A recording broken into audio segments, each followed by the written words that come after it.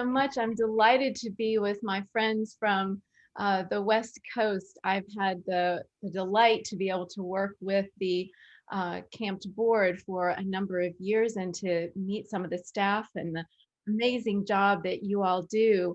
And I wanted to start today by simply saying to you, I think you're absolutely amazing.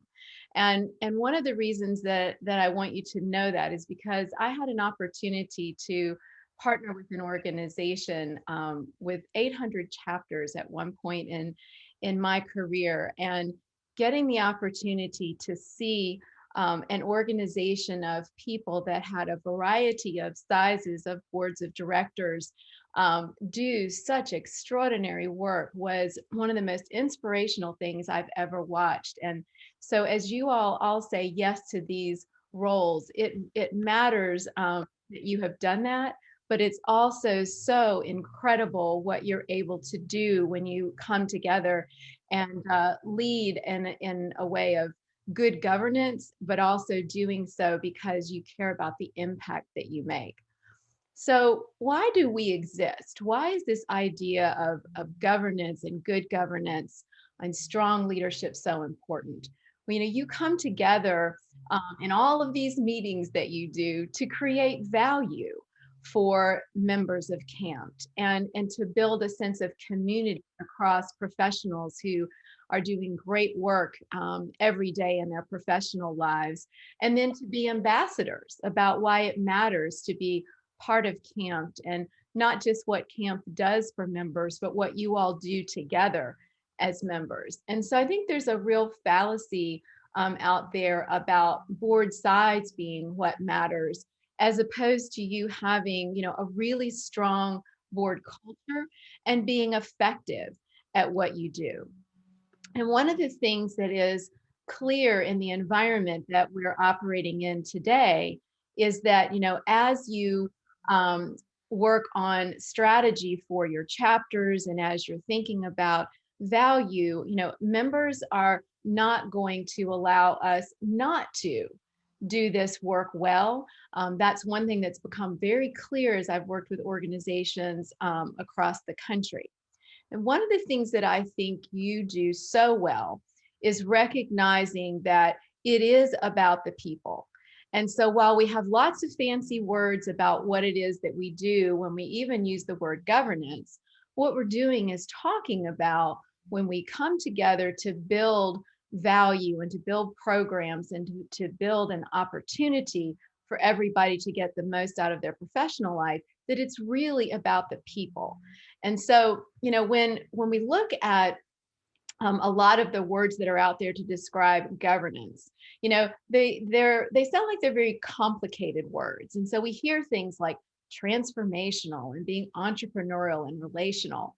Well, all of this is about us rising to the calling that we have to do governance well so we can have the greatest impact. So what do those words really mean? What we're trying to communicate is that good governance is about doing for our members what they need us to do both now and in the future. And in order to do that, yes, we have to think about and really understand the environment we're in, and we have to be looking out at some of the things that may be coming up in the future that we need to plan for. But it's really simply about delivering value and continuously doing that. We have to do that in a way that generates funds and creates engagement around what matters, because regardless of the size of the board, we can't do it all ourselves. And part of the value that we create is, in fact, when people come together and do the work with us. And when we think about being relational about it and building community, what we're talking about is that sense of CAMFT feeling like the professional home, that place where we can come and we're known because people understand what we do. They understand the type of people that are attracted to what we do, that their participation in all of its diversity is wanted within our organization, and that there's a place where each of us can use our talent. So I want to give you 4 words that we can use to talk about how to really transform governance and leadership that I hope will be easy for you to remember, but also will give you some depth about the governance work that you'll be doing together in the future. And that's shed, shift, shape, and then serve. So when we talk about shed, oftentimes we're talking about dysfunction, what's not working well in our governance. And many times we can point to things that, are really getting in our way. And so part of our job is to identify what are the obstacles to our chapter's success, figure out how we can eliminate the ineffectiveness, but we also have to look at our own ego, both as individuals and leaders, as well as the organization, and make sure that the work we're doing and how we're going about it is truly all about them, and make sure that we're adopting any new behaviors that we need to do in order to reflect that. So I wanted to provide you with a list of things to consider around what would you be willing to do or might you need to do in order to unleash your chapter's potential. So are there expectations that no longer matter that you can stop focusing on? Are there some things that you've always done in a certain way that you can let go of? Are there assumptions that actually aren't relevant anymore that you can let go of? Are you spending too much of your time on politics that actually steal mission time? Or can you let some of that go? Are there programs that no longer work, or maybe programs that only serve a few? And then sadly, in the time we're in right now, are there things that we miss, but they just aren't likely to happen again soon, and we need to work on acceptance of those things? What about activities that may take up volunteer time or resources that if they were redirected, you could actually get bigger benefits to the members? And then there's that wonderful thing of poorly run meetings that I'm going to give you some tips on how to run well. And then are there leadership behaviors that aren't serving you as an individual or others or your entire board very well? So real quickly, I want you to write 2 things down for yourself. 1, what are you willing to do personally to shed anything that is getting in your way as a leader? And then what do you think the chapter needs to shed in order to do its role well, and the board's leadership role well going forward? So real quick, I'm going to give you about 15 seconds. 2 things.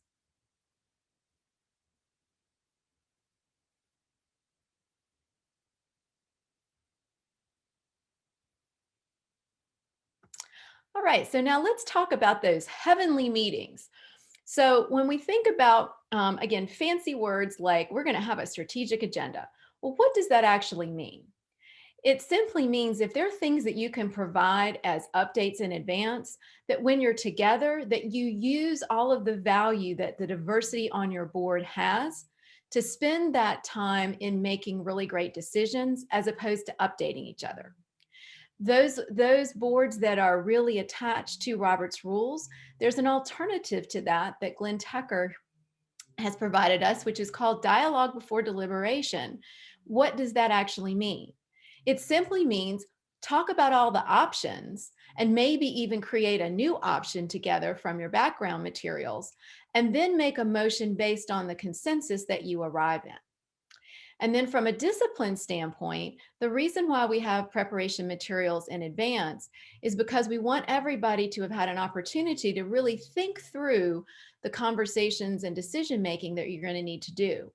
Oftentimes, additions in the moment wind up being something that's more politically based than it is actually mission based. And so, saying we're happy to have a conversation about it in the future, but we want to prepare the appropriate materials, and placing that on a later agenda. I once found myself in a circumstance where a board that I was part of continuously had the same item on an agenda over and over and over again. And the issue was that they really weren't making a decision, not that new information was showing up.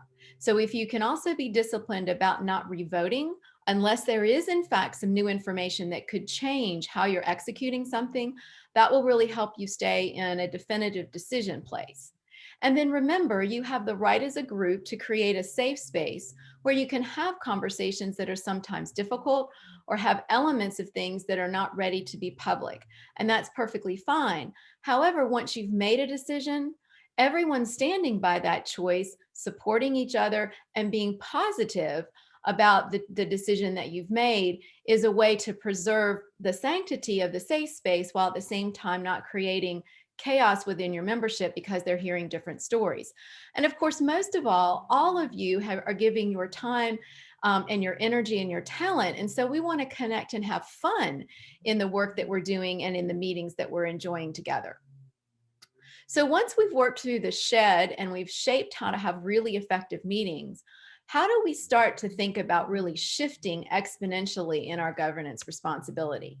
So yes, part of our responsibility is to see what's coming and what's the scope of that we're going to need to address.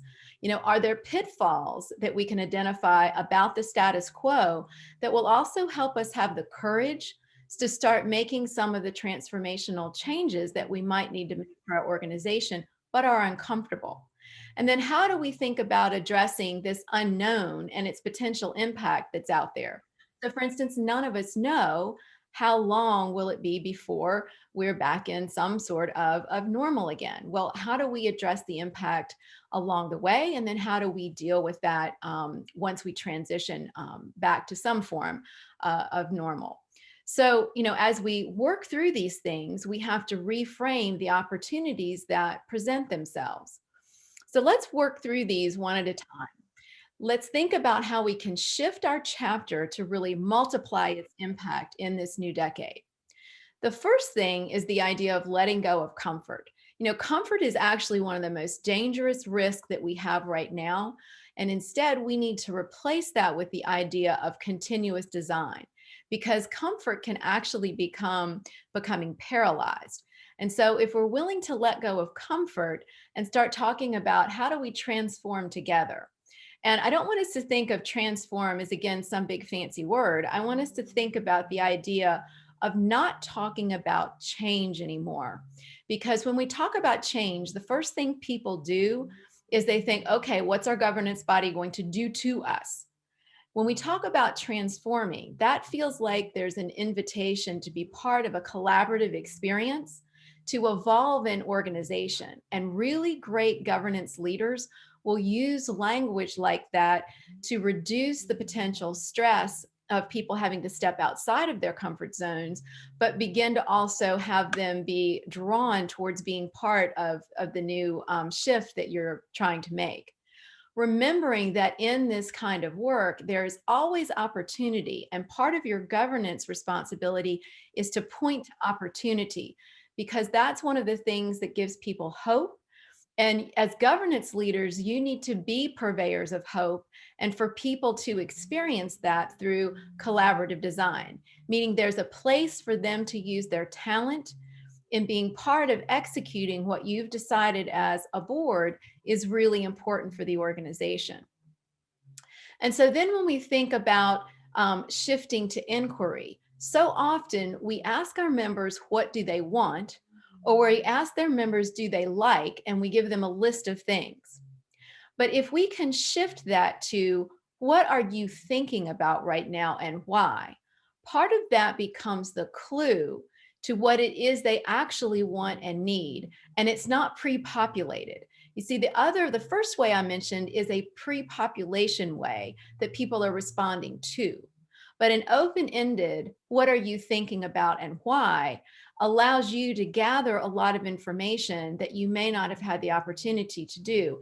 And I'm not talking about a formal survey. I'm simply talking about in all of the conversations that you have with all of the volunteers and with the members, finding that out, you will hear patterns that will surface.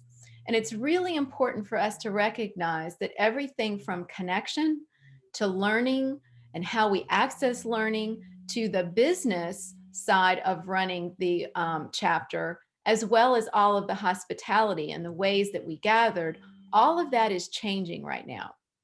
So we have to figure out how to get the answers from our members that are the new answers and not just responding to the old way that we might have collected information. And so, yes, the future does matter very much. And, we are all familiar with the term strategic planning, but so does right now. And one of the things that I have experienced multiple times over the last year with organizations in strategy is a really valiant attempt to think out 5 years, while also then a real deep concern that if value isn't delivered now, whatever might be in 5 years is not going to be relevant because people won't renew their memberships or they won't engage now, and they'll find less of a reason to participate. So while long-term strategy is important, also being very clear about the value now and staying very close to those you serve is a critical responsibility. And so when we're thinking about how we go about this, it's so easy to feel pressure for sort of the infinity and beyond, where we're headed in that long term. But survivance is a Native American word that says that we're holding on to our values and the things that matter while we still embrace this evolution of transforming along the way. And if you can speak in language and provide services that are relevant now while also having people feel comfort that you're looking after the organization long term, you will be seen as very effective governance leaders. And one of the things that we often think of, it's so common to hear we've got to grow, we have to grow membership, we have to grow attendance, we have to grow the number of programmings. But oftentimes, bigger is not necessarily better. And it takes real discipline and courage as a board to focus in on a few strategies and really deliver those well. And in fact, you may be able to exceed people's expectations. So focused value now can win the day. And it's not necessarily about the size or number of either the organization or the programs. And we want you to remember that unplanned growth can be as difficult to manage, as a continuous decline is. So having more services, but not necessarily the most relevant services or only a few that serve a few, is not going to necessarily have you perceived as doing a great governance job. And remember, comparing yourselves to others is not necessarily helpful unless what you're doing is learning something that you do have the ability to implement. So, it's not a matter of, well, we're not as big yet as, or we're not delivering, et cetera. What you want to do is to be able to use the resources and the volunteer talent that you have to deliver what matters most to those that you're serving, not who others are serving or what their needs or their capacity might be. In the end, if you can deliver fewer targeted impacts and really tell the story about that, particularly when you're recruiting new members, you're going to have current members very happy, and those members will become ambassadors for you. So you won't be doing governance and leadership alone. So you can quite confidently move from doing more and being more to the concept of doing well and doing everything that you are so that people feel well about what it is that you're providing. So as we then think about the status quo in this process, I also want us to recognize that the status quo of leadership characteristics that you bring into the governance experience has significantly changed, particularly over the last year. And so, yes, all of those basic leadership characteristics that we've all come to know are there, but things like empathy and being resilient through this long experience that we're all having are really critical in the boardroom. And so while we've talked about being transformational and also certainly looking after the value so the business side works, being able to tell the story passionately as governance leaders, and also recognizing that when volunteers say no right now, that one of the issues everybody is having is this feeling of pace and overwhelm. And so that ties back to why it's so important to be disciplined around strategy, because we may only be able to do but so much given the environment that we're operating in. And so while we're acting in partnership together, this laser focus also requires us to really sort of let go of the things that could get in our way as individual leaders, our egos or our personal self-interest, and really protect each other's back. That's part of that community piece, knowing each other well, spending the time to bond. I'm seeing that happen a lot in board meetings with people checking in with each other before they get down to work. But I also wanted to share a story with you about what real partnership looks like in governance, and understanding the difference between being powerful and the power play. You see, really great governance is all about sharing the responsibility for leadership, not only amongst the board, but across the chapter and then across the broader organization.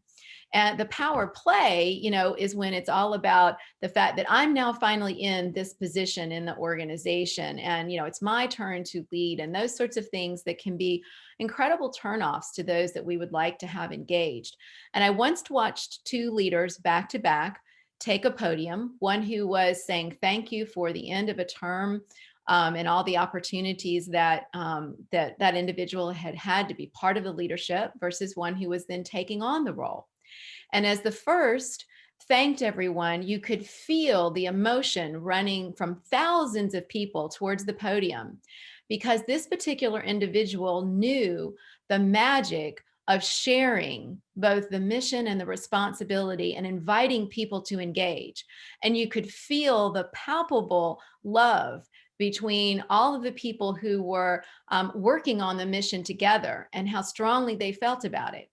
And then the subsequent leader stood up and started speaking from an I position, and what that individual personally hoped to do in that coming year. And you could literally feel all of the energy rush out of the room, and a vacuum was left, where instead of their feeling this powerful engagement and positivity, that the story was going to be very different in the coming year. And so you have the power in good governance to share the stories of all the success across the chapter, and then across all of the chapters, building all of you up, sharing your contributions and achievements, and really acting from a place of generosity. All of that will help you shift your chapters individually exponentially, and also help you to shift CAMFT into the world that is coming now. So once we've done that work, how do we begin to shape these aspirations, these dreams that we have for what our chapter can be? And so we need to be operating from this space of what will be different, or what needs to be different. So that's a reactive and a proactive approach as you deliver value from the members. And that requires you to fundamentally, as a governance body, to connect with the why of designing the new vision and prioritizing the things that you're going to focus on, making sure that you're really paying attention to the capacity that your chapter has to have those priorities come into being, and that you're redeploying the resources, financial, volunteers, whoever might have a part-time staff member, that you're being sure that all of those are aligned around that priority, and telling that compelling story that has everyone want to be part of it. And if you do that, then you have an opportunity to really keep that dynamic going in a continuous way as you change your priorities year over year, but are continuing to pay attention to what needs to be different, or what are we going to make be different in order to increase the value to the members. And so make sure that as you're doing this, that you're paying attention to who you're designing for. We're all aware of the generational changes. We're all aware of the different ways that people want to engage and interact. And so those have to be part of our thought process as we think about what it is that we want to deliver. Now, again, when we think about the really fancy framework kinds of things about what it means to strategically plan, on the left side of your screen, you all know who you are through your values and your culture, both as a board and as a broader organization. You know your vision and mission and what it is that you're trying to deliver, and you certainly are familiar with the things that are disrupting everything right now. But your focus as a really great governance team, as you think about this next year, needs to be around this idea of what you're delivering, the story that you're telling about it, how you're going to celebrate those achievements, and making sure that your roles play out in a way that allows the what it is that you want to accomplish to happen. Because this has happened to all governance boards. We all woke up in 2020, we had a plan. A lot of things occurred in 2020 that are still playing out today. That's reshaping, as I talked earlier, both short-term and long-term about what you need to pay attention to, and you're going to have to keep adjusting. So how do you keep this simple as you act out your aspirations and really shape where your chapter goes in the future? Well, make sure your strategy is something that's easy to follow, not full of lots of buzzwords, but things that people actually want to be part of, and that story is believable. And the strategy is obviously going to impact who volunteers, but it's going to help you discern when you've got lots of other opportunities that show up, whether or not you're going to stay focused on those priorities that you've selected.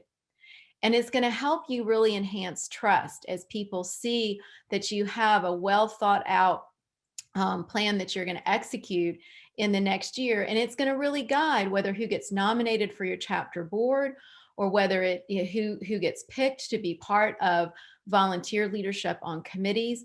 But when you have rough times hit, it'll give you that solid foundation and help you when you have to make tough choices. And in the end, when you've got really well thought out and simple strategy, it will elevate the results because people will have wanted to coalesce around what it is that you're doing. So as you shape your aspirations, think about your governance roles a lot. And I wanted to give you my personal definition of leadership. I believe that it is not title, but it is something that you earn moment by moment, and that it is granted to you by others, i.e. the members, other chapter leaders, because they believe in you, they trust you, because they've gathered evidence that you've got their best interest at heart. And so remember that when you get frustrated, as we all do as leaders, that you are managing processes, governance processes, but you're leading people.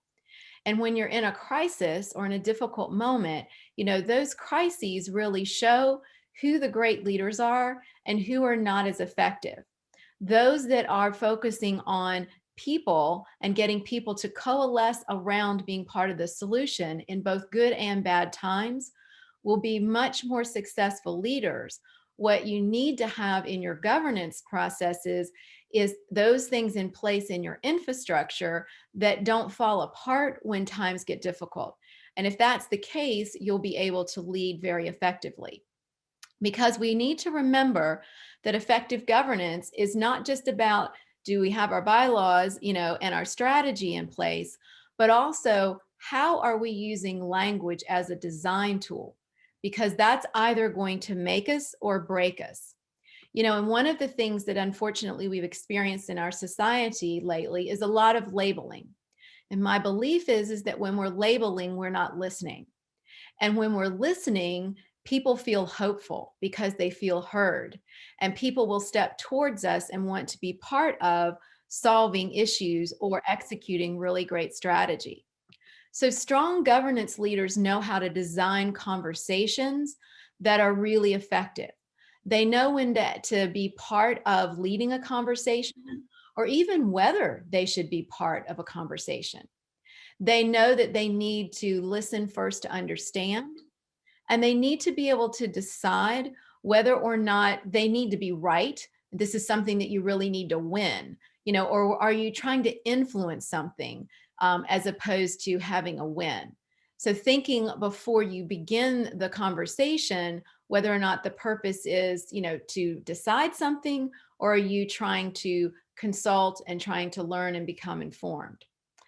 Leaders who design conversations effectively are listening from a place of generosity, and they've thought about the outcome they're trying to achieve first, while certainly continuing to listen. But they know that the words that they use literally create the world that they themselves are going to live in and the world that others are going to live in. And so they spend a lot of time doing conversation design well. And that doesn't matter whether it's one-on-one or whether it's really thinking through a board agenda really well ahead of time. All of us as leaders are going to come to a point where we're going to have conflict arise. And ironically, as we all talk about the value of diversity and how important it is to have diverse thought, diverse experiences at the table, what that does is also create the opportunity for conflict. But there's another lens that we can look through this on. Conflict has the feeling of it's become personal. But when we think about, is it conflict or is it debate? So debate is about having by choice a variety of opinions and experiences at the table and being able to really think through options well together. Conflict tends to arrive when values or beliefs or fear is at the root of what is occurring in the room. And so being an effective governance leader means being able and willing to ask the questions that can surface fear and have people be able to discuss that in a safe place so that you can move back to the idea of debate and also problem solving together, which can be one of your most powerful tools in a governance setting.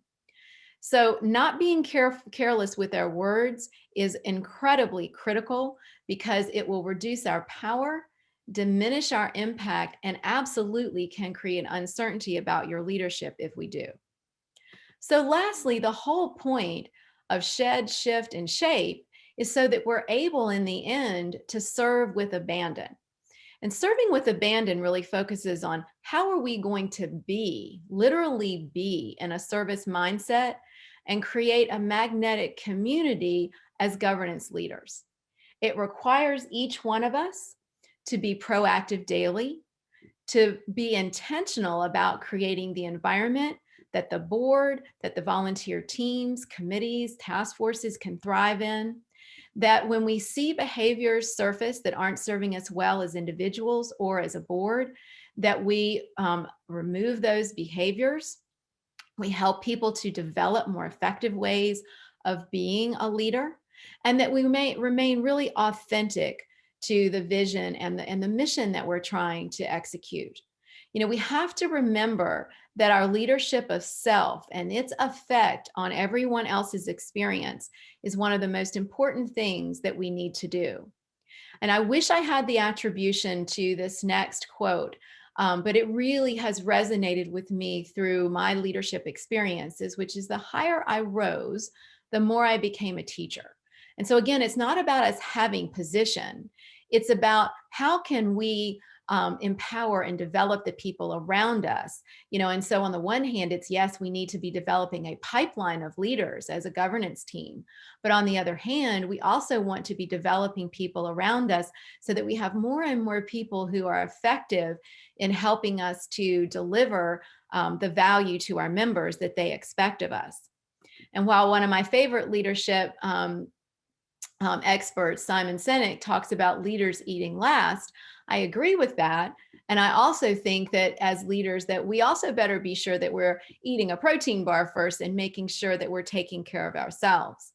And so if we're doing leadership well as a governance team, we're thinking about our leadership presence, and we're making sure that the decisions that we're making are ethical, that we remain transparent where it's appropriate as a board of directors, that we're accountable both to each other on the board, and we're also vulnerable where we need to be and can speak the things that are making us uncomfortable as leaders, or the fact that we may be leading in difficult times, and being honest and open with the members that we serve about the challenges we may face, while also getting very excited about the things that we're leading so that people can see the authenticity of what we're doing and the fact that we love the organization that we're serving and want to see it thrive. That speaks to us operating from a mindset of abundance as opposed to a mindset of scarcity. And that doesn't mean not dealing with the problems that come before us as a governance team, but it means that if we function from a space of scarcity, the likelihood of us being able to even from a neuroscience perspective, be able to operate from this part of our brains that allows us to be very creative and innovative, could be submarined. And so that requires us to be willing, both as a board of directors and also as individual board members, to step into spaces that sometimes are essentially the whiteboard with nothing on it, for us to be willing to suspend the assumptions that may be inaccurate or may not be serving us well anymore. And for us to listen first and really dump the baggage that is no longer helpful to the organization. And when we're unclear or frustrated, because when we're frustrated, often we ask questions that may not be kind, and also may put people on the defensive. But if we learn to inquire instead of accusing and saying, I recognize that we were going to get this program launched by, and we seem to be behind. Is there a way I can help? Are there other resources we need to bring to bear? That is a much more effective way to get other people to be willing to continue to be part of the board of directors in an effective way, and also to have your volunteers really attracted to be part of the organization. And that allows you to increase the likelihood of the kind of response that you would like people to have. So I want to give you one more tip about being a great governance team and a great governance leader, and that's the idea of observing and not absorbing. Rarely do we get through a leadership position where someone is not extremely unhappy with us. And I have certainly had people, pointing their finger in my face and yelling in front of me, and those were not comfortable moments. But I learned a skill as a governance leader to observe and to sort of step back from the moment and watch what is transpiring. And in this particular circumstance I was describing, this was someone who was much older. And what hit me was how sad it was that someone at that point in their life had not developed the ability to have a constructive conversation, and was essentially acting out in a public way. And I thought that that was sad. Even though I didn't like what was being said to me, I didn't like the way it was being said to me, I was able to maintain my own composure, and also to then be effective in communicating with the individual by observing and not absorbing. And that's one of the things when we find those moments where we're in that, for instance, a conflict circumstance, that we can say, wait a minute, how do we take this back to, the issue, as opposed to things that can be uncomfortable. This is a way for you to both to individually be an effective governance leader, but also as a board, when you have those moments happen, for you to be able to effectively lead in those moments. And so while we've talked a lot about the idea of transforming governance through shedding dysfunction, shifting the chapter exponentially, and beginning to shape aspirations, as an ongoing dynamic, so that we truly can serve as a board of directors with complete abandonment. The issue here is also, in a leadership capacity, asking ourselves, is there something that I need to let go of? Is there a way that I need to shift my leadership to be more effective? As we're shaping the future, how do I need to be different, so that as we step into this new strategy, I'm seen to be the kind of effective leader that I would also like to be, would like others to emulate. And then how do I be? One of the things that a mentor shared with me years ago was to always remember that everybody was watching me, and that whatever I focused on would be what others focused on. And so when we think about serving in a service mindset, literally how we are in that space is so important. And we want to be seen to have people recognize that as a role model, we really are trying to create the kind of community through governance structures, through strategy, through leadership that delivers the kind of value that matters. I believe we're in a moment in time where this unique opportunity has the chance for us to be essentially another greatest generation, with our own heroic stories of leading through really great governance, and doing so in a very diverse and co-generative way that builds an impactful story, and that regardless of the size of our chapters or our boards, that there is a role in this moment in time for all of us to play, and there's value that can be delivered, and that we will be effective as governance leaders by having one conversation after another that goes very well. And so I want to leave you with a quote from Susan Scott from her book, Fierce Conversations.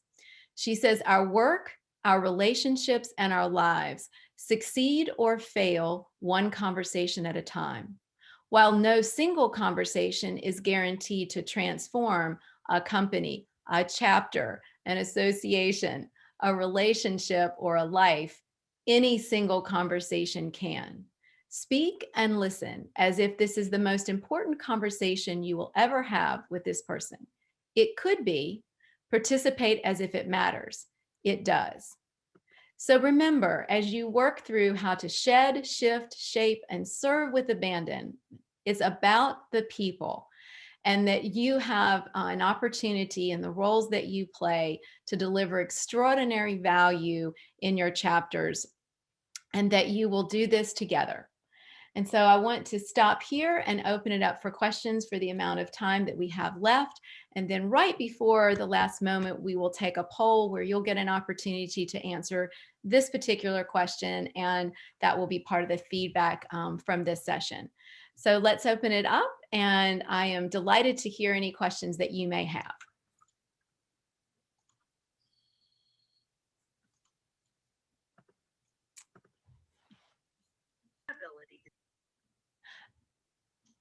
I'm sorry, I wasn't able to hear. Could you repeat that?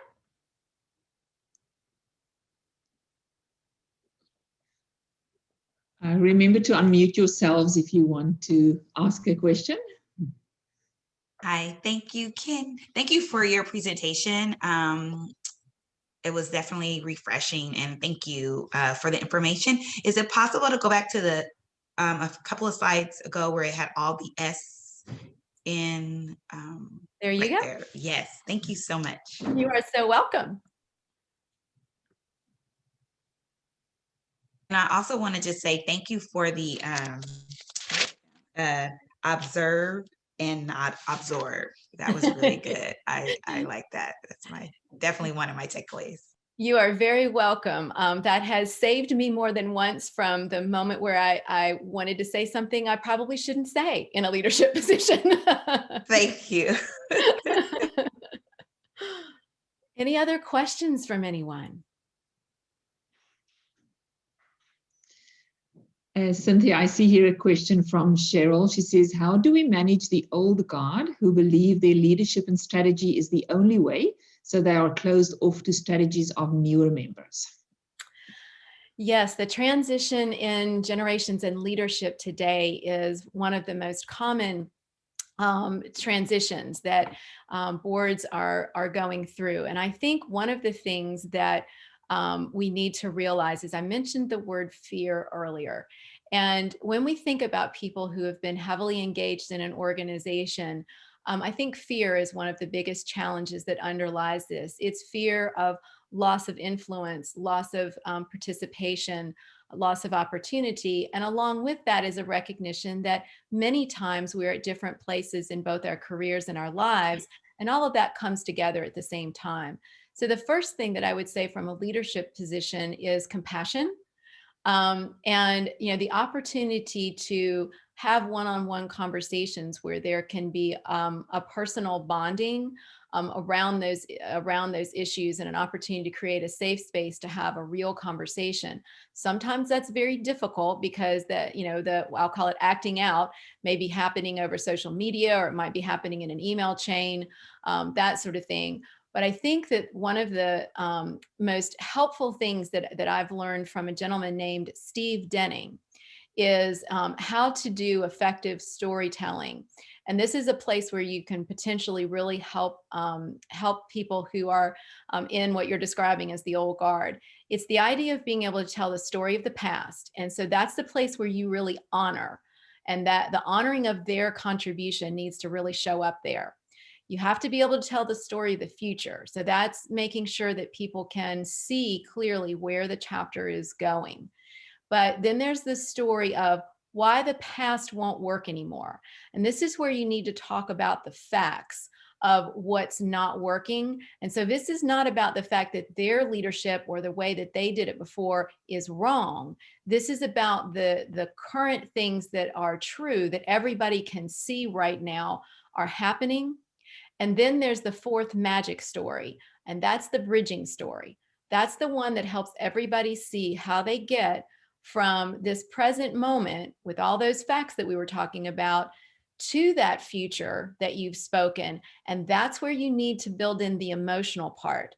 That's the thing that has everybody want to go across the bridge together and be part of the new vision. So one of the most challenging things in all of this is not to speak about the things that are the things that are causing the conflict as much as it is about speaking into the future and helping them see that they have a home in that. So I hope that technique will help. I'm not suggesting it will flip a switch, but I hope the technique will begin to help you with those conversations. I don't have a question, but I do kind of have a comment. And I really, I'm Vanessa Miller. I'm past president from Central San Joaquin Valley chapter. And right now we're actually at my work, we're going through Lean for Leaders.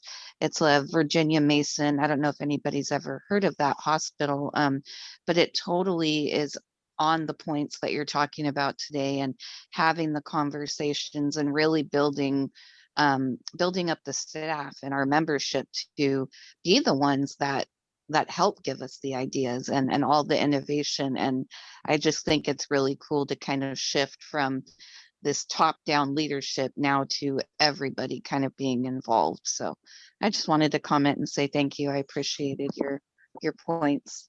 You're very welcome, Vanessa, and thank you. That's an inspirational way of looking at the future, I think, too. Well, I want to be respectful of our time, and so Michelle, I wanted to turn the poll over to you so that you all can answer this question for everyone.